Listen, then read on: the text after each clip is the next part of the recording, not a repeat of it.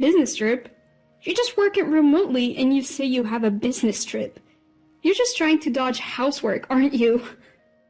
It's not like that. I really have work to do. Don't talk back. Just listen to your husband.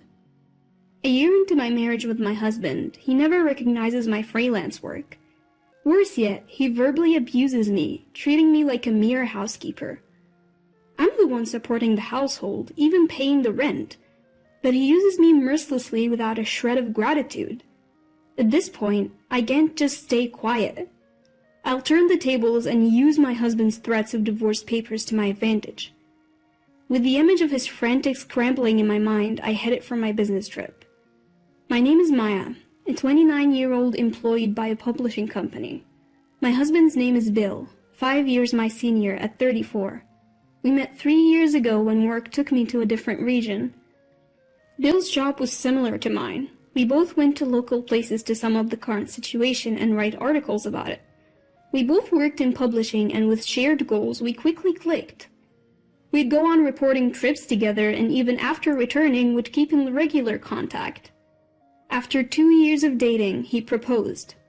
We didn't have a wedding ceremony, but we wore wedding dresses and tuxedos for photos, pledging our love in our own way. Post-marriage, we both moved into the condo where I have been living. Since there was extra space, the move went smoothly. Upon getting married, I thought about pursuing my dream of freelancing. Leaving my job would mean losing benefits, but I wanted to take the challenge on my own. About a week after the wedding, I decided to discuss this with Bill. I brought it up while we were having dinner together after work. Hey Bill, I'm thinking of quitting my current job at the publishing house. What? Why all of a sudden? Didn't you say you wanted to work harder? Yeah, I did, but I want to try freelancing. Freelancing? You're going to become an independent reporter? Yes. I want to work freely without being constrained by the company's policies. I candidly shared my genuine feelings. I thought Bill, being in the same industry, would surely understand. But then, what came out of my husband's mouth wasn't encouragement, but mockery. Piffed. Independence? Really? Come on. You know that's not gonna happen. Why? How can you be so sure if I haven't even tried? You're dreaming too big.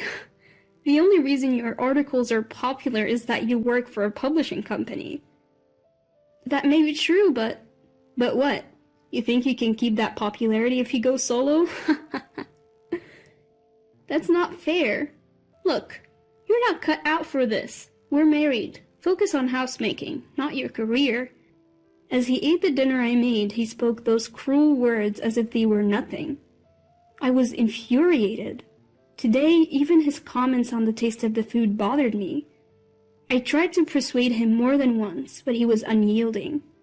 He even threw harsh words like, "You can't do it. It's a waste of time." Yet, I didn't plan on taking this lightly either. If I gave up on my dream now, I'd regret it for sure. So I ignored his words and decided to go for it. I submitted my resignation and ventured on a path as a freelance reporter. That night, after quitting my job without telling him, Bill erupted. "What the hell? Didn't I tell you not to quit?" "I'm sorry, but I just can't give up. What if this jeopardizes our finances? Can you take responsibility?" "Well, about that..." "Enough. Listen, I'm only putting $1,000 a month into our expenses. If that's not enough, I'm not covering for you. Got it?" "I understand." I thought he would support my dream as partners should, but reality was much harsher. A rift formed between us, with the one person I needed support from the most rejecting me. Bill, why would he say such things? All I wanted was his support for my dream. Was it naive to expect complete understanding just because we're married? It's painful, but I can't give up my dream here. I have to succeed now more than ever because I chose to act against his will. I strengthened my resolve. His verbal attacks and pressure intensified over time. He started berating not just my work, but me as a person. When I came home even a little late, he would get furious. "What time do you think it is? It's past 7 p.m. I'm sorry, traffic was bad. Didn't I always say to be back by 5? No dinner ready when I get home. That's unacceptable. I'm sorry, I'll make it right now. I already ordered delivery. Expect a bill for that later. Staying overnight for field reporting was an absolute no-go, thanks to my husband's rules. So I had no choice but to limit my reporting to places I could visit and return from within the same day. But sometimes interviews take longer than expected or traffic just doesn't cooperate. You can't predict what will happen until you're actually on the scene. My husband insisted that I be home by 5 p.m., but that's not always doable, given how weather or unforeseen circumstances could throw a wrench in the works. That being said, confronting my husband head-on was not an option. He goes to a physical office every day and works his tail off while I have the freedom to work remotely unbound by organizational rules. I guess he couldn't stand that our working environments were so different. Understanding his feelings, I always tried not to provoke him, but I kept striving in my career as a feature writer. Initially, I submitted articles to various platforms on a freelance basis and got paid per assignment, but eventually I started getting direct commissions. I even got requests to start a blog, so in addition to feature writing, I began blogging too. My income skyrocketed as a result. Before I knew it, I was earning roughly 3 times what I made as a salaried employee. Some months, I even pulled in more than $10,000, providing more than enough for our savings. Even after achieving a stable monthly income of $10,000, I kept it a secret from my husband. I knew he'd flip if he found out I was freelancing and making more money than him. A year into our marriage, his attitude hasn't changed. If anything, it's gotten worse, and our conversations are practically non-existent. Instead, he increasingly berates me. Then, one fateful day. On a rare day off, I bought some clothes from a luxury store. When I got home, my husband glared at the shopping bags and sneered. You can barely bring in any money and you're out shopping like it's nothing. Do you even know your place? I earned the money myself, so why can't I spend it? Huh, really? Aren't you using the $1,000 I give you every month? That's not it. That $1,000 can't even cover rent. Why would I touch that? Did you just call me low income? No, nobody's saying that. Suddenly, he hurled his beer can at me. It narrowly missed me but spilled all over my new clothes. What are you doing? Fuming, he shouted back. I give you $1,000 every month, okay? You should be grateful. Grateful? The missing rent and all the other bills are paid from my earnings. You must be dipping into your savings, right? There's no way you're making more than me. Believe what you want, but I'm not burdening you, not in the slightest. Go ahead, keep talking. Don't expect any handouts from me later on. My husband threw a can and sneered at me, not even bothering to apologize. I felt like I was reaching my breaking point with him. Several months later, I received a direct request from the publishing company I regularly contribute to, asking me to cover natural disasters overseas.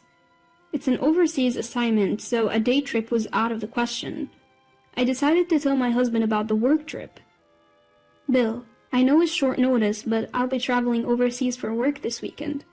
Work trip? You're just a freelancer. What are you talking about? You just want to slack off on housework, don't you? That's not it. I really have to go. There's no way a freelancer like you has to go on an overseas work trip.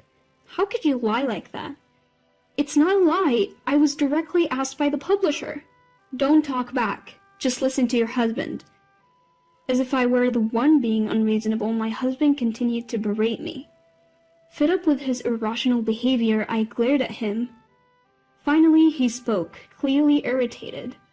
Do you even know your place? You're just a reporter in name only, practically unemployed, and yet I still stay married to you. Stay married to me? Yeah, you wouldn't survive without me. If you have a problem with that, let's divorce. My husband pulled out divorce papers from his suit pocket and tossed them in front of me. That was the moment. A vein in my temple throbbed, and a rage I've never felt before consumed me. I can't take it anymore. I absolutely refuse to stay married under these conditions. From now on, I'll use him to my advantage. My husband always threatened me with divorce papers whenever he was displeased. Until now, I'd always apologized because I didn't want a divorce, but I realized that wasn't necessary anymore. I filled out the divorce papers and submitted them while he was out. I also arranged to terminate our condominium lease at the end of the month. Furthermore, I moved up my overseas work trip and headed to my destination that day. I didn't tell my husband anything and kept my messages and call notifications off. Having finished all my work, I returned home after 2 weeks abroad. The time was already past 8 p.m. and the lights were on in the house. I didn't want to see him, but I had no choice but to go home. Taking a deep breath, I opened the front door. Hearing that, a series of loud footsteps erupted from the living room. I looked up and saw Bill standing tall with his arms crossed. Just as I was about to speak, he started yelling at me. You have the nerve to come home like nothing happened. Where have you been without even replying to my messages? I told you, remember? I was on a business trip abroad. Business trip? Business trip? Seriously, as if someone like you, who occasionally works remotely to write boring articles, could ever go on a business trip. I told you, I got an assignment from the publishing company. I even got paid for it this time. Paid? What did you get, like $10? What a fool, spending money on transportation to go abroad just to make $10. Bill kept on belittling me with his crude laughter. But what he didn't realize is that we're no longer husband and wife. He's only able to act so high and mighty because he doesn't know, and his words no longer have any effect on me. Finally, I calmly said, "Do you enjoy putting people down like that?" "What? What are you talking about? If you feel belittled, it's your fault, isn't it?" "I haven't done anything to be looked down upon by you. In fact, I make about 5 times more than you do." 5 times? As if. That would mean you're making close to $10,000 a month. Yes, that's correct. What? Faced with this unexpected truth, Bill's face twitched. He clearly couldn't stand the fact that I made more than he did. Fuming, he blurted out, "You've got to be kidding me, you're such a liar. I'm divorcing a wife who won't even do the housework." Panting heavily, Bill shoved new divorce papers in my direction. With a smile, I revealed the truth to him. Another new form for me to sign. "Yes, sign this quickly." "Don't worry, I already submitted the divorce papers 2 weeks ago." What are you talking about?" "We're not married anymore. Why are you still in this house?" Bill stammered, barely able to get words out. Finally he spoke. "What do you mean you filed for divorce? Why would you do that?" "Why? Because you handed me the papers." "But I didn't really want a divorce." "Well, too bad. I thought it was okay to part ways, so I filed." "You've got to be kidding me. I just gave you those papers to scare you into understanding your role as my wife." Bill grabbed my shoulders, his eyes filled with anger. As I suspected, he never intended to divorce me. He just wanted to intimidate me into obeying him. Knowing this, I chose to divorce him anyway. I realized I could never be happy with him. Finally understanding this, I unleashed all my pent-up feelings. "You think you can lecture me? Do you know how it feels to have your dreams mocked by the one person who should support you? Hold on, Maya, don't call me like we're friends. We're divorced, we're strangers now." "What am I supposed to do now? Can I stay here?" "This is my condo. You're essentially trespassing. I never want to see you again. Leave now." I threw Bill's belongings out. Initially he resisted, but eventually gave in, shoulders drooping. After that, Bill called his parents and apparently moved his stuff to their place.